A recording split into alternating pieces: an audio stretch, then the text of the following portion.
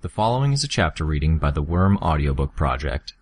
Please support the original author at parahumans.wordpress.com. Thank you, and enjoy. Arc 4, Chapter 7. Gru raised his hands and blanketed the entire area in darkness. It wouldn't help much. Even if they hesitated or got confused in the darkness, the crush of bodies would eventually stumble into us, and we'd be beaten and battered under the sheer force of numbers. The only real advantage was that if any of them had guns, they probably wouldn't shoot, for fear of hitting their own guys. I felt hands seize on my waist and lashed out with my baton. The hands let go, and the baton hit only air.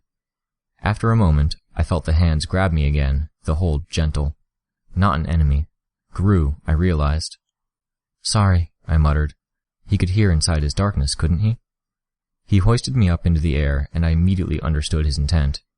I reached up and felt brick, then found the corrugated metal of the roof. I hauled myself up and turned around to reach for the next person, one hand gripping the edge of the roof to keep myself in place. I found Regent and Tattletale's hands in the darkness and helped haul them up.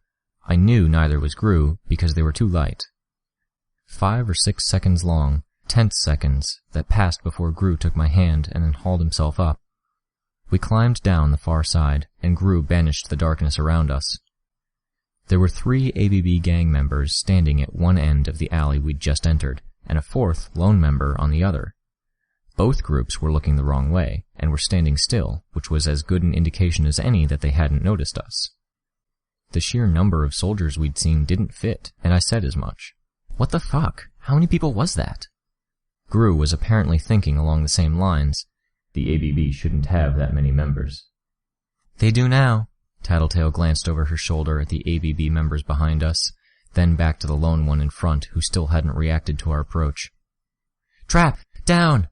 She practically shoved me to the ground, then took cover herself. The lone figure in front of us shimmered, then disappeared. In his place, for just a fraction of a second, there was a cylindrical object the size of a mailbox. Knowing what kind of devices Bakuda specialized in, I drew my legs close to my body, screwed my eyes shut, and covered my ears. The force of the explosion hit me hard enough I could feel it in my bones. It lifted me clear off the ground. For a moment, I felt like I was floating, carried by a powerful hot wind. I hit the ground with my elbows and knees first, and they thrummed with agony at the impact. Chaos. The 4 or 5 storage lockers that had been closest to the canister had been reduced to chunks of flaming brick, none any bigger around than a beach ball. Other lockers near those had doors, walls, and roofs blown away. More than one locker had been actually used, because the blast had emptied them of its contents. Pieces of furniture, boxes of books, clothing, bundles of newspaper, and boxes of papers filled the alley. "Everyone okay?" Gru asked, as he staggered to his feet. "Ow! I'm burnt! Fuck!" "She was expecting us," Tattletale groaned. However bad her burns were, they weren't severe enough to be seen through the smoke and dust. "Set traps, had her people waiting. Shit, we were only half an hour later than we planned. How?" "We have to move," Gru urged us. "This gets 10 times harder if she finds us. Tattletale, watch for—" "I already found you," Bakuda called out in what could have been a sing-song voice if her mask didn't filter it down to a monotone, rhythmless hiss. She emerged from the smoke that billowed from the explosion site. Her hood was pulled back and her straight black hair was blowing in the wind. The lenses of her dark red goggles were almost the exact same color as the sky above her. There were 5 or 6 thugs just a step or 2 behind her, a middle-aged guy that didn't look like a gang member, and a skinny boy who was probably younger than me. I was glad to see none of them had guns, but they were all armed with weapons of some sort. "Not that you were hard to find," Bakuda continued, sweeping her arms out to gesture at the devastation all around her. "And if you think this only gets 10 times harder—" Gru blasted her, shutting her up, and his darkness billowed into a broad cloud as it struck her, enveloping her group. We took advantage of their momentary blindness to scramble for the other end of the alley. We were only halfway down the length of the alley when there was a sound behind us, like the crack of a whip. It struck me as deeply wrong, since we shouldn't have been able to hear anything through Gru's darkness. All at once, it was like we were running against a powerful headwind, except it wasn't wind. As I looked for the source of the noise, I saw Gru's cloud of darkness shrinking. Debris began to slide towards the epicenter of the darkness, and the wind, the pull, began to increase in intensity. "Grab something!" Gru bellowed. Breaking posture and lunging to one side was like forcing myself to leap over a 100-foot chasm. I don't know if I misjudged or if the effect that was pulling on me increased in strength as I leapt, but my hand fell short of the doorknob. I missed the one on the neighboring locker as well. I knew in an instant that even if I managed to get my hand on something, the force of the pull would yank me from it before I secured a grip. I grabbed my knife from its sheath at the small of my back and swung it with all the strength I could spare for the next door I saw. It bit into the wood, stopping me from being dragged backwards or falling sideways. The 120-pound body hanging off of it was too much, though, and almost immediately the knife began to slip from the hole. It had slowed me down enough, though. As the force of the drag increased to the point that my body was parallel to the ground, I waited with my heart in my throat, watching the area where the knife met the door, seeing it slide out millimeter by millimeter. The moment it slipped free of the wood, I grabbed the doorknob that had been just a few feet beside my toes. My arm jolted painfully, but I managed to hold on and jam the knife into the gap between the door and the frame. Even with two things to hold on to, it didn't feel like enough. All at once, the effect stopped. My body collapsed to the ground at the base of the locker, and I pried stiff fingers from the knife handle and knob. All up and down the street, massive clouds of dust rolled toward the point her device had gone off. The parts of the lockers that had been set on fire had been extinguished, but were still smoldering enough to send columns of dark black smoke into the air. Regent had found a grip on the edge of a locker's roof. It had either bent prior to his getting a grip on it, or the force of the pull had bent the metal as he clung to it. Tattletale and Gru had apparently gotten a door of a locker open because they exited as a pair, Gru limping slightly. "What the fuck was that?" I panted. "A miniature black hole?" Tattletale chuckled. "Guess so. That was From the other side of the storage lockers, a canister arced through the air, clinking off the metal roof of a storage locker, and landed in the middle of our group. Gru was on it in a heartbeat, using his foot to slide it across the ground and into the locker he and Tattletale had just left. Without stopping, he opened his arms wide and ushered us all away as he ran away from it. Even with brick and concrete in the way, the blast knocked us off our feet. That wasn't the scary part. As the initial blast passed, the remainder of the explosion seemed to happen in slow motion. Scattered chunks of the brick shack drifted through the air so slowly you could barely tell they were moving. As I watched, I could see them actually slowing down. Then I looked forward and saw plumes of smoke in fast motion and rubble bouncing across the ground at twice the normal speed just 10 feet ahead of us. It took me a precious second to realize why. We were still in the blast area. "Hurry!" I shouted at the same moment that Tattletale yelled, "Go!" We lunged forward, but I could see things continuing to speed up just in front of us, which meant, really, that we were slowing down, slowing to an absolute stop. Somehow, I didn't think this effect would end in a matter of minutes like clock blockers did. We broke through the perimeter of the effect with what felt like an abrupt change in air pressure. I didn't have a chance to check to see how close we'd come to being trapped in time forever, because Bakudo was still behind the row of lockers, launching another salvo. 3 projectiles that arced high into the air, plumes of purple smoke trailing behind them. Gru shot blasts of darkness at them, probably in hopes of muffling the effects, and gasped, "Over the lockers!" Regent and I were up on the row of lockers first, much the same way as we'd done it when the mob had been after us. Once Regent had climbed down to make room, Tattletale and I helped Gru up, and we climbed down the far side. Again, on each end of the alleyway, there were members of the ABB. They weren't moving, which meant they either hadn't noticed us, or they were just holographic images hiding traps. My money was on the latter. "Again," I panted. "Over." We couldn't risk another trap, another bomb blast too close to us. So, we crossed the alley again and climbed on top of the next row of lockers.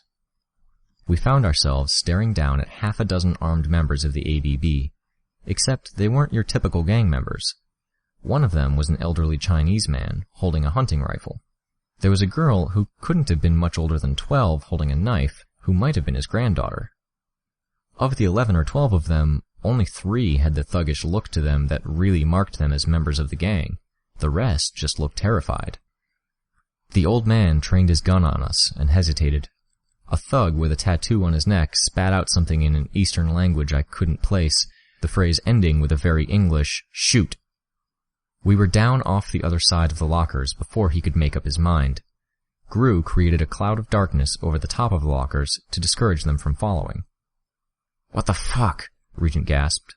We hadn't stopped running or struggling since Bakuda had sicked the crowd on us. "They're scared, not loyal," Tattletale spoke, not as out of breath as Regent, but still definitely feeling the effect of the last few minutes of running and climbing. "She's forcing them to serve as her soldiers, threatening them or their families probably." "Then she's been working on that for some time," Gru said. "Since Lung got arrested," Tattletale confirmed. "Where the fuck do we go?" "Back over the same wall," Gru decided. "I'll blind them. We cross over at a different point, in case they open fire where they last saw us." Before we could put the plan into motion, there was another explosion. We staggered into the front wall of the storage locker we'd just climbed down from, collapsing in a heap. My entire body felt hot, and my ears were ringing, and we hadn't even been that close. As I raised my head, I saw that one of the storage lockers across from us had been leveled. Through the gap, I saw Bakuda standing astride the back of a jeep, one hand gripping the roll cage that arced over top of the vehicle. She was saying something to the thugs in the front and passenger seats, but I couldn't make it out over the feedback noise in my ears. They peeled off to the right, and for just a fraction of a second she looked at me. I reached for my bugs and directed them towards her, but she was moving too fast. That left me the option of spreading them out so that they were in her way, in the hope that she would run straight into them, and maybe enough would survive the bug against a windshield impact to give me a sense of where I was. "She's going around," I said, grabbing at Tattletale's wrist. "We can't go over the wall." "We gotta keep running," Regent panted. I was having trouble hearing him. "No," Gru stopped him. "That's what she wants. She's herding us into the next trap." "Where do we go then?" Regent asked, impatient. "Fight her head on? Catch her by surprise? If I can see her, I can mess with her aim." "No, she's got enough raw firepower to kill us even if she misses." Gru shook his head. "We don't have many options. If we go over this wall again, we won't just have to deal with the thugs and the old man. We go down either end of this alley, we're walking face first into a bomb. So we have to backtrack, no choice." I wished there was another option. Backtracking meant moving back toward the center of the facility. It meant prolonging our escape and possibly running headlong into ABB troops. We headed for the gap that Bakuda's latest explosion had created in the lockers, and Gru filled the alley we were leaving with darkness to help cover our escape. The little road was empty, except for the still figures at either end. As we started to climb over the next row of lockers, we felt, rather than heard, a series of explosions rip through the area behind us.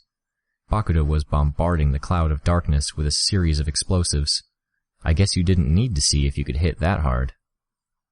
We climbed down from the row of lockers and found ourselves in the same place we'd been when we escaped the mob. There were still 3 figures at one end of the alley, doubtlessly a concealed bomb, and the destruction caused by the explosions and the miniature black hole in a can on the other. If we climbed over the locker, we faced the risk of throwing ourselves straight into the mob we'd fled. We'd have the element of surprise, but we'd be outnumbered, and our firepower was virtually nil. By unspoken agreement, we headed towards the end of the alley where the hologram bomb had gone off, where plumes of dust were still settling. We were greeted by the sound of guns being cocked. My heart sank. 20 or so members of the ABB had guns of various sorts trained on us. Kneeling, sitting, and crouching in front of the 2 groups so that they were out of the way of the guns and out of sight were 30 or so other people Bakuda had recruited. There was a businessman and a woman that could have been his wife, a girl wearing the Immaculata school uniform from the Christian private school in the south end of the city, about my age. There were 2 older men, 3 older women with graying hair, and a group of guys and girls that might have been university students were standing together. Everyday people. They weren't gang members, but I could think of them as her soldiers. Every one of them held a weapon of some sort.